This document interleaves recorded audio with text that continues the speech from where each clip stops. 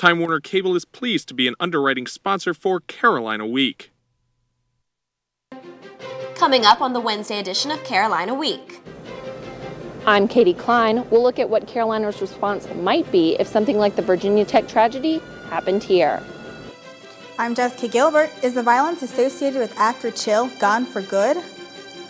In sports, we have the highlights from an 11-inning marathon between the Heels and the Campbell Camels. Weathercaster Johnny O is here with your Carolina Week 4-day forecast. All that and one local teen smashing good time. Carolina Week starts right now.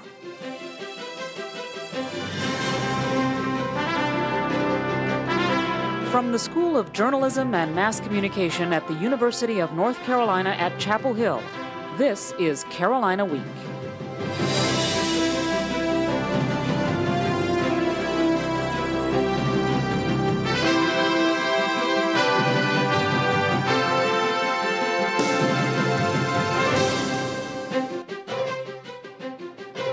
Hello and welcome to the April 18th edition of Carolina Week. I'm Adam Rue. And I'm Alex Villarreal. The tragedy at Virginia Tech has touched students here in Chapel Hill and across the country. In the wake of the shooting, many here at Carolina want to know, would UNC have handled the situation any differently? We begin our team coverage with reporter Katie Cline, who's been following up with university administrators to see how they might handle a situation like the one in Blacksburg. Katie? Adam, it's the largest shooting in U.S. history, and although it happened 3 hours away, many people in Chapel Hill are wondering, what if it happened here? And I kept thinking about it could happen here, it could happen anywhere. UNC students can't help but think, what if? And just kind of, really terrifying, just that whole sense of uncertainty. Candlelight illuminated the wave of Hokie Orange as hundreds gathered in the pit Tuesday night to support a Virginia Tech community dealing with tragedy. To uphold one another. 33 people are dead after a student went on a shooting spree through the Blacksburg campus on Monday.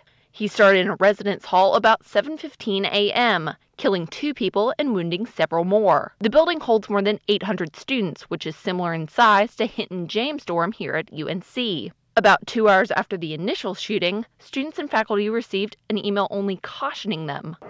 But within 9 minutes, students heard more shots coming from Norris Hall, an engineering building across campus.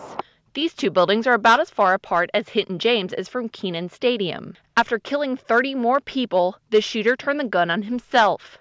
Officials then sent another email and phone messages telling people to stay inside. It's an ACC school, a college town, and a campus of 26,000 students. It's a beautiful campus. It actually reminds me a lot of here. It's just really shocking. For some UNC students, the past few days have been reminiscent of when their own security was shattered a little more than a year ago, when a former student drove an SUV into the pit. It's been an emotional day. I just feel like, it wasn't too long ago that we were here in the pit for our own tragedy. Department of Public Safety Interim Director Jeff McCracken says campus officers are trained in active shooting situations. But DPS will analyze Virginia Tech's police response. We will want to examine that as it relates to our campus and determine what we can glean from that would improve our safety here. Student body president Eve Carson wants to reevaluate campus communication. Besides an informational right now or an emergency letter from the chancellor, there's not much we can do to get in touch with students. And obviously that was a problem they faced at Virginia Tech.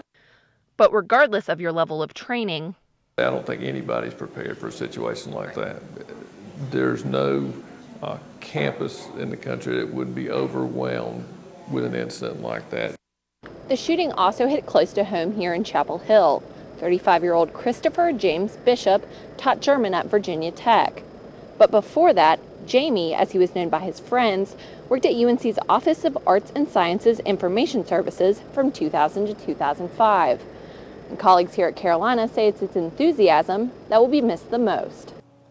Katie, thanks. The Virginia Tech shooting brought back memories of another event from last spring, the shooting at After Chill, the unofficial follow-up to the former Apple Chill celebration. We continue our team coverage with reporter Jessica Gilbert. Jessica? Adam, we're coming up on the 1-year anniversary of the shooting on Franklin Street that ended what was once a peaceful tradition in Chapel Hill. Shots rang out, causing this scene at last year's unofficial gathering, After Chill. The family-friendly event, put on by vendors and artists, turned violent in the hours after dark. Police broke up several fights and barricaded the streets, leading town council to end one of Chapel Hill's oldest street fairs.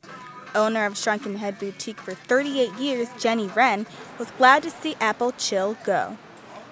It just got out of hand. We used to have a lot of violence on West Franklin, and that seemed to have moved up, and last year was the result of all that. Traditionally, Apple Chill helped local businesses, but that changed. Enough was enough. We weren't open during Apple Chill. We used to be, but the past 5 years we didn't because it was just too much of a headache. And students were also worried about their safety. Fear instilled with people on campus not wanting to go around campus, not being able to go up on Franklin Street or leave your dorm and walk by yourself. The solution to the absence of Apple Chill? Some are pointing to UNC basketball, holding a parade to honor the team, or a summer concert series already approved by the Chapel Hill Town Council. Whatever it might be, some Chapel Hill residents are ready to see a new tradition on Franklin Street. Even though the tradition of Apple Chill has ended, the After Chill tradition hasn't died. Organizers are distributing flyers proclaiming the return of After Chill this Sunday in Roxborough. Thanks, Jessica. Carolina Week will continue to monitor the After Chill situation, as well as any procedural changes made by DPS in response to the Virginia Tech shootings. One new development in the VT shooting case, a district court clerk has told CNN that the killer, Jo Sung-wee, was declared mentally ill and an imminent danger to others in 2005. We will continue to follow this developing story. Moving on to other local news, some area residents are still in the dark after Monday's deadly storm tore through North Carolina. The strong gusts knocked over a stop sign and a barrier and ripped this banner in front of Memorial Hall. Winds also led to power outages throughout campus, though the campus does have power now. UNC police officers directed traffic and crews worked hard to get things back in order. Still, 2 days later, Duke Power, which services most of North Carolina, is still trying to get all the lights back on. There are currently 221 customers without power here in Orange County. More than 20,000 Duke Power customers are without power throughout the Carolinas. The company estimates Orange County will have full juice by tomorrow at 5 p.m. High stress levels remain a huge issue on college campuses. About a third of 80 American universities surveyed reported increases in the number of students seeking help for anxiety disorders. Health reporter Sarah Whitmarsh has more. UNC's Counseling and Wellness Services saw a 50% increase of students seeking help from 2000 to 2004. And so if you start to feel anxious or stressed... Psychologist Dan Darnell says stress and anxiety prompt many students to come in. The academic stress is accumulating, and it keeps accumulating, of course, up until finals. And students cope with that stress in different ways. Basically just grin and bear it and don't talk to my friends and just try to plow through it until it's over. I usually get to bed earlier and just let the paper suffer. I go to Davis and I lock myself in there and that's where I stay pretty much until finals are over. Darnell says some stress may be good for you. Stress can mobilize you to take action and get you to focus and work harder at things. But when stress becomes overwhelming, it can cause symptoms like trouble sleeping, body aches, irritability, and depression. Practices like yoga and simple breathing exercises reduce stress.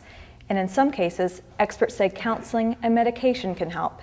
In Carborough, I'm Sarah Whitmarsh, Carolina Week. The Counseling and Wellness Center offers more tips for coping with stress. You can find a link to the center's services on our website, carolinaweek.org. When you hear the word autism, you probably would think of children. That's exactly right, but what is it like to be an adult with autism? I'm Kate Schoen. After the break, I'll introduce you to a man who grew up feeling like an outsider.